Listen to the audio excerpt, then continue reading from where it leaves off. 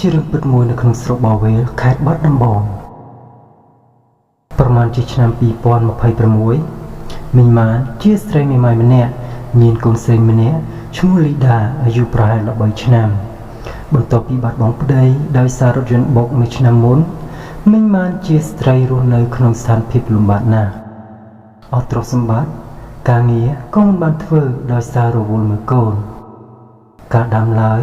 គាត់ក៏មានទ្រព្យសម្បត្តិដែរតែដោយសារប្តីស្លាប់ទើបគាត់លក់យកប្រាក់ដើម្បីដោះបំណុលគេហើយក៏សល់ប្រាក់បន្តិចបន្តួចផងដែរថ្ងៃមួយគាត់បានទៅទិញដីមួយកន្លែងនៅខាងចុងភូមិដែលគេលក់ក្នុងតម្លៃថោកណាស់ដោយសារម្ចាស់ផ្ទះចង់ប្រញាប់លក់ព្រោះគេត្រៀមទៅរស់នៅភ្នំពេញពេលទៅដល់ផ្ទះនោះវាហាក់ដូចជាផ្ទះសាមញ្ញធ្វើពីឈើចាស់ៗប៉ុន្តែគាត់សង្កេតឃើញថាមានអារម្មណ៍ត្រជាក់មិនធម្មតាទោះបីថ្ងៃក្តៅក៏ដោយផ្ទះនោះបានព័ទ្ធជុំវិញដោយស្មៅហើយមានតំបន់ខ្លះដូចជាមិនសូវមានពន្លឺចូលដល់នោះទេប៉ុន្តែតម្លៃលក់ត្រឹមតែ15លានរៀលតែប៉ុណ្ណោះដែលជាតម្លៃថោកមិនធម្មតាពូសេកមានការសង្ស័យប៉ុន្តែមីងម៉ានជាស្ត្រីគិតថាវាជាឱកាសក្នុងការកសាងជីវិតថ្មីជួយគិតមើលពូសេកតែ15លានរៀលទេបើខ្ញុំមិនទិញមានផ្ទះមកពីណាសម្រាប់ខ្ញុំនិងលីដាស្នាក់នៅពូសេកនិយាយទាំងស្ទាក់ស្ទើរថាតែខ្ញុំបានឮគេថាផ្ទះនេះពីមុនមកមានបញ្ហាអ្នកភូមិគេនិយាយថាមានខ្មោចកំបុតក្បាលលងស្ទើររយប់មីងម៉ានសើចហើយបង្ហាញអារម្មណ៍មិនជឿខ្មោចអីបើក្រដល់ថ្នាក់នេះហើយនៅខ្លាចអីទៀតខ្ញុំគិតថាខ្ញុំនឹងទិញផ្ទះនេះហើយយប់ដំបូងនៅផ្ទះថ្មីពេលយប់ស្រាងមីងម៉ាននិងលីដាចាប់ផ្ដើមរៀបចំផ្ទះថ្មីលីដាសុំម្ដាយទៅដេកមុនដោយសារតែហត់នឿយនឹងការរើផ្ទះនោះឯងប៉ុន្តែពេលលីដារៀបនឹងដេកក៏មានអ្វីមួយប្លែកកើតឡើងមានសំឡេងជើងអ្វីមួយកំពុងតែដើរលីដាហាក់ដូចជាបានឃើញអ្វីមួយនៅក្បែរបង្អួចមើលទៅដូចជាស្រមោលមានរាងជាមនុស្សប៉ុន្តែគ្មានក្បាលលីដាស្រែកខ្លាំងៗថាម៉ែខ្មោចម៉ែខ្មោចមីងម៉ានរត់ចូលបន្ទប់យ៉ាងលឿនប៉ុន្តែពេលមីងម៉ានបើកទ្វារចូលទៅមិនឃើញមានអ្វីនោះទេឃើញតែរូបកូនស្រីកំពុងតែយំមិនឈប់ហើយប្រាប់ម៉ែថាខ្មោចម៉ែមានខ្មោចអ្នកដែលនៅជិតនោះបានដើរមកសួរថាមីងម៉ានមានរឿងអ្វីកើតឡើងមីងម៉ានប្រាប់ទៅគាត់ថាកូនខ្ញុំប្រាប់ថាវាឃើញស្រមោលខ្មោចអត់ក្បាលប៉ុន្តែមិននិយាយអ្វីទាំងអស់អ្នកភូមិនោះនិយាយថាប្រហែលជាមនុស្សចូលលួចរបស់របរទីដឹងអត់អីទេគេងទៅយប់ក្រោយមកប្រហែលម៉ោង10យប់ពូសេគាត់កាន់ចង្កៀងហើយឈរស្រែកនៅក្រៅផ្ទះមីងម៉ានតែគ្មានអ្នកឆ្លើយសោះគាត់បានឮសំឡេងមនុស្សដើរចូលឡើងតែមិននិយាយអ្វីនោះទេទោះបីជាគាត់ស្រែកហៅក៏គ្មានអ្នកឆ្លើយដែរពូសេក៏ដើរចូលទៅក្នុងផ្ទះដោយដៃកាន់ចង្កៀងគាត់ដើរចូលទៅក្រោមផ្ទះហើយគាត់មើលតាមប្រឡោះរនាបផ្ទះគាត់បានឃើញដូចមានស្ត្រីម្នាក់ស្លៀកពាក់សំពត់ខ្មៅប៉ុន្តែដូចជាគ្មានក្បាលនោះទេ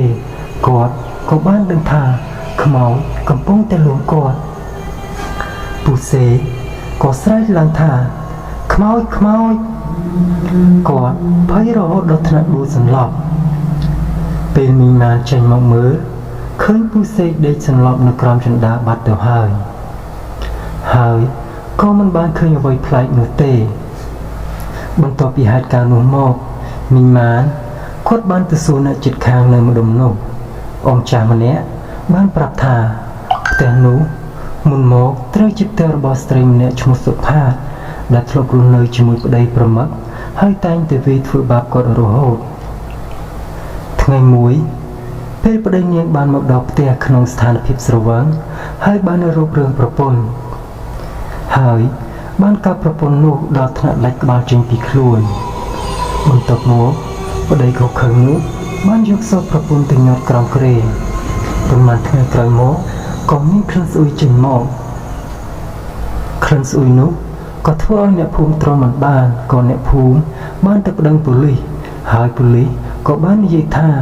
ជាករណីឃាតកម្មហើយក៏បានតាមចាប់ប្តីដេរិឆាននោះដាក់គុកបាត់ទៅតាំងពីពេលនោះមក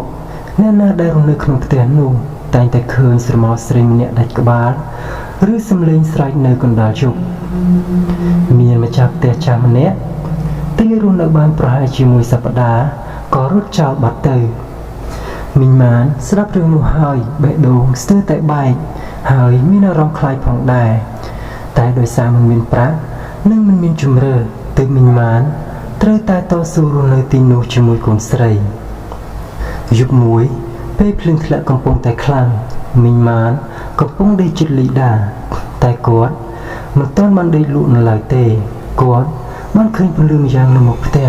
ហើយថែមទាំងមានសំឡេងស្រែកយំល្វើយគាត់ផ្ទៀងមើលហើយផ្ទៀងស្ដាប់យ៉ាងយកចិត្តទុកដាក់និងភ័យផងពេលនោះបងអួយផ្ទះក៏ស្រាប់តែបើកខ្លួនឯងសូរសំឡេងស្រែកយំថាខ្ញុំមិនចង់ស្លាប់ទេសូមជួយខ្ញុំផងខ្ញុំមិនចង់ស្លាប់ទេសូមជួយខ្ញុំផង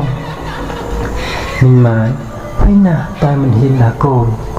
បន្ទាប់មកសំឡេងនិងភ្លើងក៏បាត់ទៅវិញភ្លើងនោះស្រាប់តែមានភ្លើងអ្វីមួយលេចចេញនៅមុខផ្ទះភ្លើងនោះស្រាប់តែមានភ្លើងអ្វីមួយលេចចេញនៅខាងក្នុងផ្ទះនៅក្បែរជញ្ជាំងមីងម៉ានបានឃើញស្ត្រីម្នាក់ឈរដោយស្លៀកពាក់ពណ៌ខ្មៅគ្មានក្បាលហើយពោពេញដោយឈាមភ្លើងនោះ